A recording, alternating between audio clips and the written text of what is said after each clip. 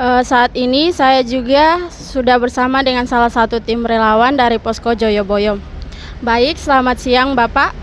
Siang. Yang pertama, baik, jadi berdasarkan prediksi Badan Meteorologi, Klimatologi, dan Geofisika atau disebut dengan BPMKG, musim penghujan terjadi sampai bulan Maret 2023 yang puncaknya terjadi sekitar bulan Januari dan Februari 2023. Lalu bagaimana cara Bapak untuk mengantisipasi terjadinya bencana alam pada musim hujan ini? Baik, terima kasih. Untuk memang cuaca saat ini memang lagi ekstrim, khususnya di Indonesia, juga terutama di pesisir-pesisir pantai yang ada di Surabaya. Kami selalu menggunakan aplikasi-aplikasi maupun informasi-informasi dari Badan Meteorologi dan Geofisika dari BMKG Juanda. Nah, antisipasi bagi kami adalah satu, yang pertama, memberikan sosialisasi edukasi kepada masyarakat bagaimana potensi-potensi yang ada dari bencana banjir maupun rob yang ada di Surabaya, sehingga nantinya masyarakat itu siap menghadapi hal itu. Termasuk nanti bagaimana para relawan bisa bekerja dengan baik dengan memitigasi wilayahnya masing-masing. Jadi kita terbagi ada 5 wilayah: Surabaya Pusat, Selatan, Timur, Utara, dan Barat. Kita tempatkan relawan-relawan tersebut untuk memitigasi sejauh mana potensi banjir yang terjadi di Surabaya, khususnya yang ada di utara maupun di barat, karena bersentuhan langsung dengan pesisir pantai. Ini terjadi terus-menerus tiap tahun karena banjir rob, karena tergantung dari pasang surut daripada air laut. Nah, dari relawan itu berusaha untuk memetakan wilayahnya masing-masing. Ada 3 tingkatan. Tingkatan 1 itu yang paling parah, 2 yang sedang, 3 yang biasa. Sehingga nantinya terjadi banjir, kita bisa mengevakuasi maupun menempatkan titik kumpul daripada masyarakat yang tidak terdampak. Demikian. Baik Pak, terima kasih. Dan pertanyaan yang kedua, bagaimana upaya untuk mengurangi risiko akibat bencana banjir tersebut? Baik, untuk mengurangi risiko daripada banjir, yang pertama adalah memberikan wawasan, edukasi, sosialisasi kepada masyarakat tentang bagaimana air itu bisa mengalir dengan lancar. Yang pertama adalah kepada masyarakat yang ada di wilayah warga, termasuk bagaimana kita memberikan sosialisasi, himbauan agar masyarakat lebih peduli terhadap lingkungannya, yaitu saluran-saluran irigasi. Tetapi kita tidak bisa menyalahkan daripada masyarakatnya. Kita juga berkoordinasi nanti dengan beberapa jajaran, termasuk dari Dinas Pengairan, termasuk Dinas Banjir. Bagaimana saluran irigasi itu bisa lancar. Jangan menyalahkan masyarakat tentang membuang sampah, tidak. Tetapi elemen stakeholder yang ada itu diperkuat sehingga nantinya banjir bisa kita minimalisir. Jadi itu. Oke Pak, terima kasih. Pertanyaan ketiga, bagaimana mengidentifikasi kalayak sasaran agar tepat dengan sasaran yang dituju? Mohon diulangi. Bagaimana mengidentifikasi kalayak sasaran agar tepat dengan sasaran yang dituju? Baik, kalau berbicara masalah bagaimana tepat untuk sasaran, yang pertama adalah tim dari kebencanaan itu harus bisa kembali lagi memitigasi wilayahnya, sehingga potensi-potensi itu nantinya bisa cepat segera teratasi. Salah satunya adalah kemampuan kita untuk memahami daripada potensi bencana. Kalau kita bicara masalah bencana banjir, potensi dari mana aliran sungai di Surabaya ini, hulunya maupun hilirnya, kita mitigasi, sehingga nanti bisa menjadikan potensi banjir tersebut bisa lebih maksimal, lebih cepat teratasi karena mitigasi yang kita buat. Oke Pak, terima kasih. Untuk pertanyaan yang keempat, bagaimana dengan kerugian ekonomi masyarakat yang diakibatkan oleh bencana banjir ini?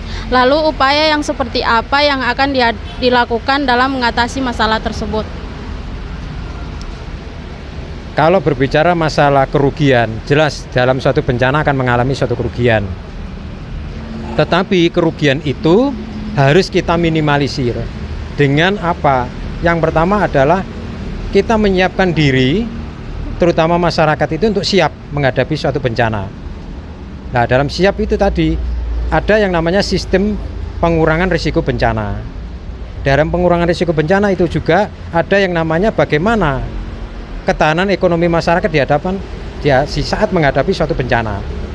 Termasuk kita nanti ada yang namanya sistem tangguh bencana masyarakat dan tangguh ekonomi. Jadi kita jangan berbicara masalah bencananya, tetapi masyarakat di saat bencana bisa menyiapkan diri untuk tangguh ekonomi. Contoh-contoh yaitu bagaimana masyarakat kita ajari untuk menambah ekonominya. Di saat mereka menghadapi bencana, ekonomi itu akan terus berjalan sehingga untuk menopang daripada bencana itu yang dihadapi oleh masyarakat.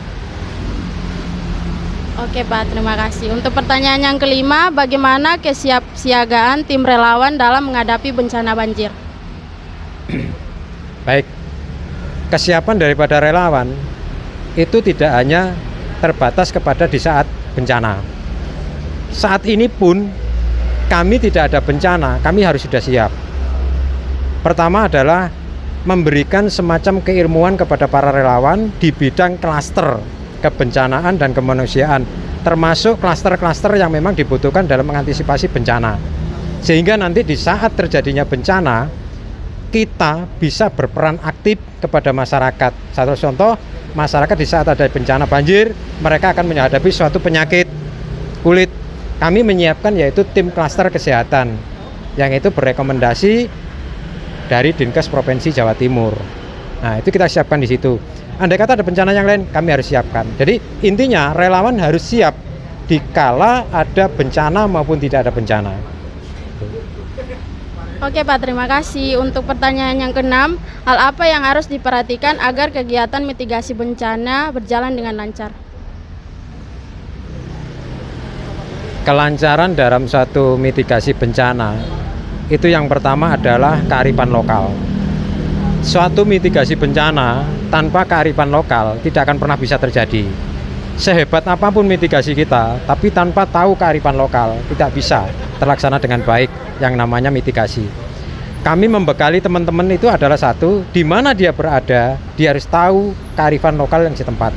Karena bencana bisa diatasi berdasarkan kearifan lokal. Kita berbicara Surabaya, ya Surabaya ini yang kita harus tahu kearifan lokal. Bagaimana? Yang pertama mitigasi sistem pendekatan kepada masyarakat. Itu poinnya. Kemudian bagaimana masyarakat ini bisa berinteraksi dengan satu hal yaitu keilmuan hal bencana dan dengan jajaran pemerintah. Dan itu dibutuhkan satu pola, gaya, bahasa, perilaku sesuai dengan kearifan lokal. Itu yang harus tepat dalam mitigasinya. Untuk pertanyaan yang ketujuh, lalu upaya yang seperti apa yang telah dilakukan tim dalam menanggulangi bencana, khususnya bencana banjir saat ini? Tim kami sejak 2015 kami melakukan suatu mitigasi dan asesmen di Surabaya. Yang pertama adalah pendekatan-pendekatan dan memberikan himbauan kepada masyarakat. Bagaimana sih masyarakat itu bisa menjaga lingkungannya dari potensi banjir, kepedulian mereka terhadap lingkungan, kemudian memberikan wawasan bagaimana cara pencegahan, bagaimana mereka bisa menyelamatkan satu sama lain, bukan mengandalkan petugas. Itu yang kita sosialisasikan kepada masyarakat, sehingga nanti tepat sasaran potensi-potensi itu. Jangan menunggu petugas, masyarakat harus menjadi petugasnya sendiri, menyelamatkan dirinya. Dan juga sebelum terjadi bencana, mereka juga harus sudah siap dengan sistem yang mereka peroleh dari masyarakat atau relawan ataupun lembaga dari kebencanaan. Baik Pak, untuk pertanyaan yang ke-8, lalu apakah ada kecenderungan yang menunjukkan bahwa banyak orang lain yang mungkin ikut berkesinambungan dalam program penanganan bencana banjir atau seperti pada kondisi akhir ini yang mungkin dilakukan oleh organisasi lain atau kemampuan yang dimiliki organisasi tersebut? Dan menurut Bapak, apakah para staf organisasi kemanusiaan tersebut memiliki pemahaman mendalam mengenai bantuan kemanusiaan dalam lingkungan hidupnya. Banyak sebenarnya ya organisasi, wadah, komunitas yang memang punya kompeten di situ. Sehingga mereka itu kami menilai itu semua adalah mampu untuk bekerja di arah sana. Namun yang perlu di garis besar dan dicatat, semuanya itu harus memiliki satu komando, yaitu sistem komando kebencanaan. Apapun itu, kita punya kemampuan, organisasi lain, peran masyarakat, tetap dalam satu komando, yaitu namanya komando kebencanaan yang dipegang langsung oleh Badan Penanggulangan Bencana. Kalau di Surabaya itu sebagai sentral komandonya, karena mereka dibentuk sebagai koordinasi dan komando untuk kebencanaan. Nah, masyarakat sebenarnya sudah siap, tinggal bagaimana pemerintah lewat bidang kebencanaan sering selalu memberikan edukasi kepada mereka, melatih mereka secara mandiri. Itu nanti siap. Jadi saya katakan komunitas organisasi yang ada di Surabaya termasuk masyarakat dan lain-lain itu sudah siap, tinggal tunggu digerakkan. Bagaimana pemerintah menggerakkan mereka. Demikian. Baik Pak, untuk pertanyaan yang ke-9, menurut Bapak apa yang menjadi hambatan utama dalam hal koordinasi pada saat penanganan bencana di Indonesia akhir-akhir ini? Ini berbicara masalah Indonesia ya. Kalau hambatan sebenarnya ada di sistem. Sistemnya ini kadang-kadang yang dibuat oleh lembaga yang berkompeten di bidang kebencanaan ini nggak sesuai di lapangan, karena satu, kembali lagi tidak bisa mengakomodir kearifan lokal. Kami pernah bertugas di mana-mana dan kami mengirimkan tim, kadangkala yang ditinggalkan adalah sistem komando dan kewenangan daerah. Ini yang menjadi hambatan. Jadi rekan-rekan kadang-kadang, mohon maaf, rekan-rekan relawan itu kadang-kadang kalau mau bekerja di dunia kebencanaan di suatu tempat, dia itu mainnya mau sendiri, tetapi tidak mau untuk melaporkan kegiatannya, komandonya, koordinasinya secara sentral. Itu yang menjadikan permasalahan. Tapi kalau itu nanti bisa menjadi sentral, mereka mau, saya yakin sistem itu bisa menjadi baik. Selama ini memang kadang-kadang mungkin atas nama pribadi masing-masing, kegiatan masing-masing, sehingga apa? Terjadinya miskomunikasi, miskomando. Harus satu komando.